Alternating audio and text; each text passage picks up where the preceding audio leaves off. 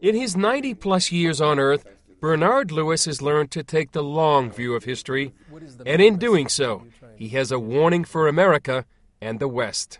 The main message that I'm trying to communicate is that we are engaged in a struggle comparable with the two great struggles of the 20th century against Nazism and against Bolshevism, and that it would improve our chances of winning if we understand who we are and who they are, what it's all about.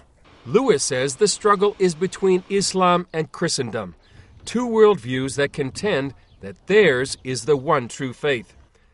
And while millions of secularists in America and Europe fail to see that they're actually involved in such a conflict, the nature of the fight is crystal clear for radical Islamists like Osama bin Laden. And where you have two religions with the same self-perception, the same sense of vision, the same historical background, in the same geographical area, a conflict was inevitable.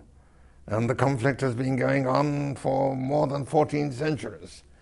Crusade and counter-crusade and jihad and counter-jihad, conquest and reconquest, sometimes one side winning, sometimes the other side winning. When bin Laden and his fellow radicals drove the Soviet Union out of Afghanistan in the early 1980s, people in the West saw a U.S. victory in the Cold War. But the Islamists saw it as the defeat of one of two major Christian powers. And now the only obstacle that remains to the worldwide triumph of Islam is the United States. So that is the next target. And that is very clear.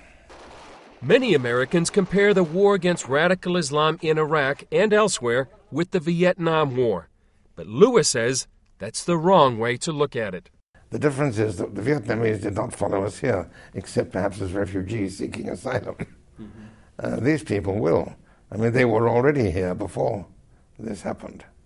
And if you look at their writings, particularly those of Osama bin Laden, but not only his, this is perfectly clear. They see this as the final stage in the cosmic struggle between the true believers and the unbelievers and the misbelievers.